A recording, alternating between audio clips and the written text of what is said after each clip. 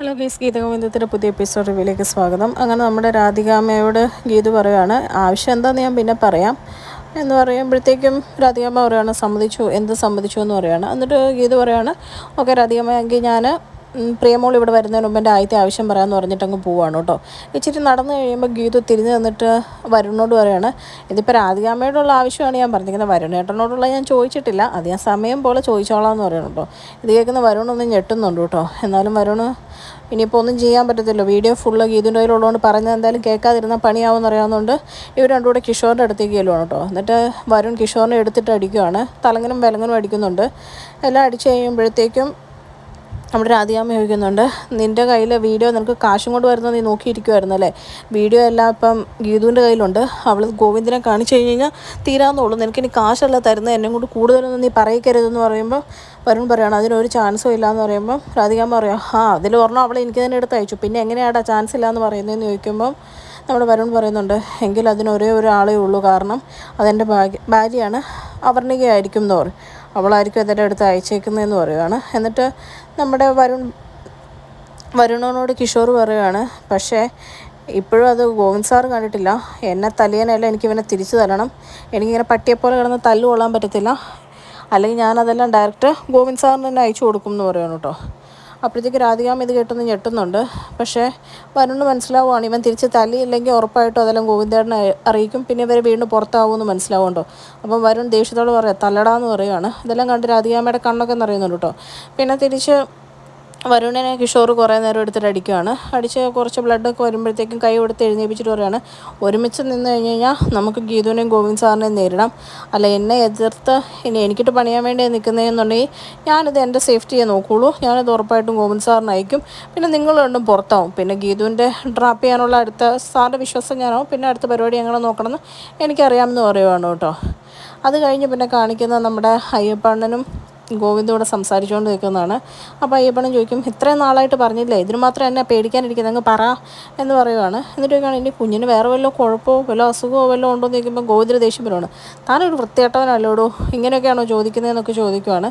എനിക്ക് കുഴപ്പമൊന്നുമില്ല, പക്ഷേ അവളുടെ കണ്ണ് രണ്ട് വാട് പോലെയാണ്, അത് കാണുമ്പോൾ തന്നെ എനിക്ക് പറയാനുള്ളൂ, ഒന്നും പറ്റുമല്ലോ എന്ന് പറയും. അപ്പോഴത്തേക്ക് ഇതെല്ലാം കേട്ടിട്ട് നമ്മുടെ അയ്യപ്പണ്ണന് ദേഷ്യം വരും. അയ്യപ്പണ്ണൻ പറയാം, എന്താണ് ഞാൻ പോയി തന്നെ അങ്ങ് പറയാം എന്ന് പറയുവാണ്. അപ്പം ഗോവിന്ദ് അയ്യപ്പണ്ണൻ പറയുമോ, അയ്യപ്പണ്ണൻ പറയുകയാണെങ്കിൽ പറയട്ടെ, എന്തായാലും ഗീതുവിന് ഇഷ്ടം അറിയിച്ചാൽ മതിയല്ലോ, അതിപ്പോൾ അയ്യപ്പണ്ണൻ ത്രൂ ആണെങ്കിൽ എങ്ങനെയാണെങ്കിലും ഗോവിന്ദിന് കുഴപ്പമില്ല എന്നുള്ള രീതിയിൽ നിൽക്കുക. എന്നിട്ട് നമ്മുടെ ഗോവിന്ദ് അയ്യപ്പണ്ണൻ പോയിട്ടിങ്ങനെ വാതിലിൻ്റെ അവിടേക്ക് ഇങ്ങനെ ഒളിഞ്ഞു നോക്കുവാണ് കേട്ടോ, ഗീതുവിനോട് പറയുന്നത്. എന്നിട്ട് മനസ്സിൽ പറയുന്നുണ്ട്, ഒളിഞ്ഞു നോക്കുന്ന മോശം, അങ്ങനെ ചെയ്യാൻ പാടില്ല. എന്നാലും ഗോവിന്ദിനൊരു ഇരിക്കപ്പുറതിയില്ല. ഗോവിന്ദ് അങ്ങനെ വീടിൻ്റെ പല ഭാഗത്തുനിന്നും പോയി നോക്കുന്നുണ്ട്, എവിടെ വെച്ചാൽ അയ്യപ്പണ്ണൻ പറയുന്നതെന്നുള്ളത്. എന്നാലും സമാധാനമില്ല, ഗോവിന്ദ് ഇങ്ങനെ കറങ്ങി നടക്കുവാണ് കേട്ടോ. അവസാനം പൊറുതി മുട്ടിയിട്ട് ഗോവിന്ദ് ഫ്രണ്ടിൽ ചെല്ലുമ്പോൾ ഷിബു വണ്ടി കഴുകാൻ വേണ്ടി അവിടെ ഒരു ടവലും ബക്കറ്റിൽ വെള്ളമൊക്കെ ആയിട്ട് വെച്ചിട്ട് അങ്ങോട്ട് മാറിയേക്കുവാണേ. ഗോവിന്ദ് ടെൻഷൻ കാരണം അതെല്ലാം എടുത്ത് വണ്ടി കഴുകാൻ തുടങ്ങി.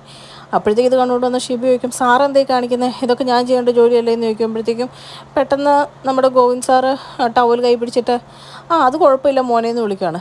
അപ്പോഴത്തേക്കും ഷിബു ഇങ്ങനെ അന്തം വിട്ട്, മോനോ, അല്ല അത് കുഴപ്പമില്ല ഷിബു, ഞാൻ കഴുകിക്കോളാം. അപ്പോഴേക്കും ഷിബു പറയുന്നുള്ളൂ, അത് വേണ്ട സാറേ, ഞാൻ കഴുകിക്കോളാം എന്ന് പറയുവാണ് കേട്ടോ. അപ്പോഴത്തേക്കും ഗോവിന്ദ് അതെ അല്ലേ എന്ന് പറഞ്ഞ് ആ ടവൽ വെച്ച് മോൻ നോക്കുമ്പോൾ ഷിബു പറഞ്ഞു, സാർ ഇത് വണ്ടി കഴുകുന്ന ടവലാ ടവലാന്ന് പറയുവാണ് കേട്ടോ. അപ്പോഴത്തേക്കും നമ്മുടെ ഗോവിന്ദ് അതെ അല്ലേ എന്ന് ചോദിച്ചിട്ട് ഷിബുവിനോട് ചോദിക്കും, ഷിബു അയ്യപ്പണ്ണനെ പറ്റിയുള്ള അഭിപ്രായം എന്നാന്ന് ചോദിക്കുമ്പോൾ നല്ലവനാ, നല്ല ആത്മാർത്ഥമുള്ളവനാന്നൊക്കെ പറയുവാണ് കേട്ടോ. എന്നിട്ട് പറയുവാണ്, ലാസ്റ്റ് ഷിബു പറയുകയാണ്, എന്തെങ്കിലും ഒരു കാര്യം കൊടുത്തു കഴിഞ്ഞാൽ പക്ഷെ കുളമാക്കി കൈ തരും, അങ്ങനെ ഒരു കുഴപ്പമുള്ളൂ എന്ന് പറയും. ഇത് കേൾക്കുമ്പോഴും ഗോവിന്ദിന് പിന്നെ ടെൻഷൻ ആവുകയാണേ, ഇങ്ങനെയത് കുളമാക്കുമോ എന്ന് ഓർത്തും. കഴിഞ്ഞ് ഷിബുവിനോട് ഗോവിന്ദ് ചോദിക്കുകയാണ്, ഷിബു വലിക്കുമോ?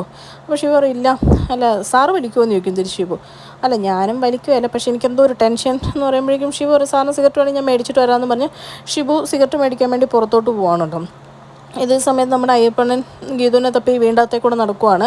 അപ്പോൾ ഗീതു താഴോട്ടിറങ്ങി വരുമ്പോൾ രേഖയും ഗീതു കൊണ്ട് സംസാരിക്കും. അപ്പോൾ രേഖ പറയും, രാധികാമ്മ ഇപ്പം വരുണേട്ടനെ വിളിച്ചുകൊണ്ട് ദേഷ്യത്തിൽ ചാടിത്തുള്ളി എങ്ങോട്ടോ പോയിട്ടുണ്ട്, നീ എന്തെങ്കിലും പണി ഒപ്പിച്ച് കാണും അല്ലേന്ന് ഇങ്ങനെ ചോദിക്കും. അപ്പോഴത്തേക്കും ഗീതു അതേന്ന് പറയുമ്പോൾ ഇവർ രണ്ട് അയ്യപ്പണ്ണനെ കാണും. പക്ഷേ അയ്യപ്പണ്ണൻ അവിടെ കിടന്ന് ഇങ്ങനെ പിരിവിരിക്കുവാണ് കേട്ടോ. അപ്പോഴത്തേക്കും നമ്മുടെ രേഖ പറയും, നിന്നോടെന്തോ പറയാനുണ്ടെന്നാണ് തോന്നുന്നത്, അതുകൊണ്ടാന്ന് പറയുമ്പോഴത്തേക്കും ഗീതു എന്നാൽ ഞാൻ പോയി ചോദിക്കാമെന്ന് പറഞ്ഞ് ചെന്ന് ചോദിക്കും.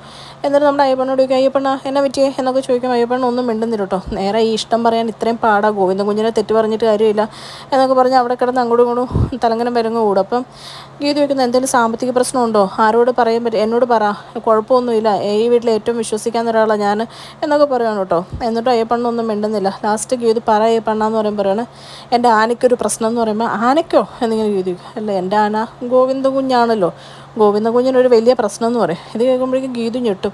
എന്ത് പ്രശ്നം ഗോവിന്ദേട്ടൻ, എന്ത് പ്രശ്നം, എന്തെങ്കിലും ആരോഗ്യ പ്രശ്നമാണോ, എന്തെങ്കിലും ബുദ്ധിമുട്ടുണ്ടോ, എന്നോടൊന്നും പറഞ്ഞില്ലല്ലോ എന്ന് പറയുകയാണ്. ഇത് കേട്ട് രേഖ ഓടി വരുവാ, ഗോവിന്ദേട്ടൻ എന്ത് പറ്റിയെന്ന്. അപ്പോഴത്തേക്കും നമ്മുടെ അയ്യപ്പനും പറയും അതൊക്കെ ഉണ്ട്, നിങ്ങൾ എൻ്റെ കൂടെ കുഞ്ഞെൻ്റെ കൂടെ വാ, വെള്ളോട്ട് വാ, ബാക്കി ഗോവിന്ദൻ കുഞ്ഞ് അവിടെ വരുമ്പോൾ പറയും എന്ന് പറയുവാണ് കേട്ടോ. അത് കേട്ട് ഗീതു ടെൻഷൻ അടിച്ച് സങ്കടപ്പെട്ട് നിൽക്കുവാണ്. എന്നിട്ട് ഗീതു വെള്ളോട്ട് ഇറങ്ങാൻ തുടങ്ങും. അയ്യപ്പനെ ചിരിച്ചൊരു മുഖത്തോടുകൂടി പറയാം, വാ കുഞ്ഞേ നമുക്ക് ചോദിക്കാം, എന്ന് പ്രശ്നം എന്തായാലും പരിഹരിക്കാം നമുക്കെന്ന് പറയുവാണ് കേട്ടോ. അത് കാണിച്ചുകൊണ്ട് ആണ് ഇന്നത്തെ എപ്പിസോഡ് അവസാനിക്കുന്നത്. ചാനൽ ഇഷ്ടപ്പെട്ട് കഴിഞ്ഞാൽ ലൈക്ക് ചെയ്യാനും കമൻറ്റ് ചെയ്യാനും സബ്സ്ക്രൈബ് ചെയ്യാനും മറക്കല്ലേ. Thank you.